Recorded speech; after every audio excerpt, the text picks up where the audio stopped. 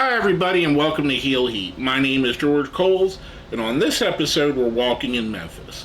The topic of this Walking in Memphis, CWA Wrestling from October 4th, 1986. Now if you want to pause this video and watch the video I reviewed from it, it'll be right here in the description. That being said, if you haven't seen my shows before, I grade everything on a 1 to 5 scale. 1 is the worst, 5 is the best. Let's jump right into it. For Walking in Memphis, we grade everything from commercial to commercial, so basically by segment. We start the show off with Randy Hale saying that Jerry Lawler didn't make it to the show, so his match at schedule is going to be called off until later. That's followed up by Dirty Rhodes, Don Bass, and Larry Wright coming out. They were just recently, at the time of this recording, unmasked as the Fire and the Flame. They cut a promo basically insinuating that they're the ones that took out Lawler. I thought this was a pretty solid promo. I thought the beginning part with Randy Hales was pretty good as well. I'm giving that a 3. Saafter that, we go to another promo with the Dirty Rhodes, Don Bass, and Larry Wright that leads us into Tojo Yamamoto and Mr. Saito, Akio Saito, if you say so,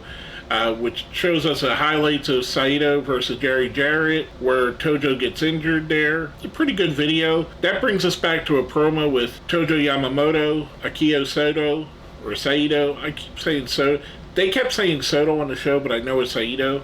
Tarzan, Goto, and the Ninja. That leads us right into Soto, Goto, and Ninja going up against David Haskins, Jeff Jameson, and Mike Murphy. This was your run-of-the-mill garden squash match for the time. The Soto, Goto, Ninja team picks up the win here. That leads us right into an interview with Jeff and Jerry Jarrett and Pat Tanaka talking about Jeff and Jerry Jarrett teaming with each other to go up against Goto and Soto here coming up. And I know the alliteration is getting me, so I do apologize. For all that segment, the interviews, the match, I'm giving that a 4. I thought it was highly entertaining. Coming off of that, we go to a match with Jeff Jarrett and Pat Tanaka going up against Jerry Bryant and Lou Winston. We're going by Memphis Vice at this point. The match is going pretty well. Then out comes Soto, Goto, and the Ninja, and they get involved, which brings out Paul Diamond as well. Kind of cool seeing Diamond and Tanaka and Soto all together here, all that would go on to be the Orient Express at some point. I thought this was a really fun segment, a really good worked segment, a good storyline going forward type segment. I'm giving that a 5. I thought it was highly entertaining. Next up, we have Tommy Wildfire Rich going up against Keith Robertson. This match, again, for the second time in a row, gets interfered with, this time by Dirty Rhodes, Don Bass, and Larry Wright coming out to attack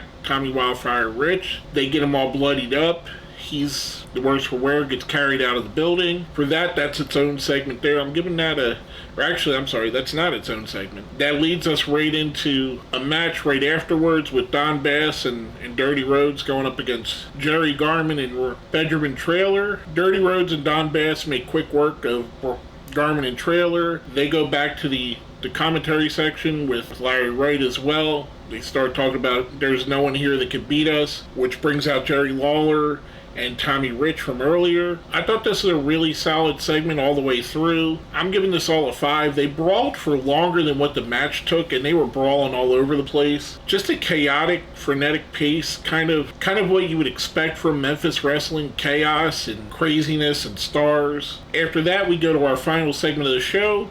Rick McCord and John Paul. Rick McCord saying he's found a new tag team partner. He had wrestled as a solo wrestler there before. They're going up against a masked team of Rough and Ready. Again, and I said this, I want to say it was the last video, or it may have been 2 videos ago I reviewed for Walking in Memphis. After following up the craziness that's been happening all show with people getting attacked left and right, basically faction warfare all over the place, ending it up with this match kind of felt counterproductive. I feel like they should have went off of the air after the brawl kind of had to Lance Russell and Dave Brown sign them off after that. They did go to this tag team match. McCord and Paul pick up the win here. I'm giving that a 2. Not a great match, not a great promo. I feel like it ended on a down note. Overall, I thought the show was pretty entertaining.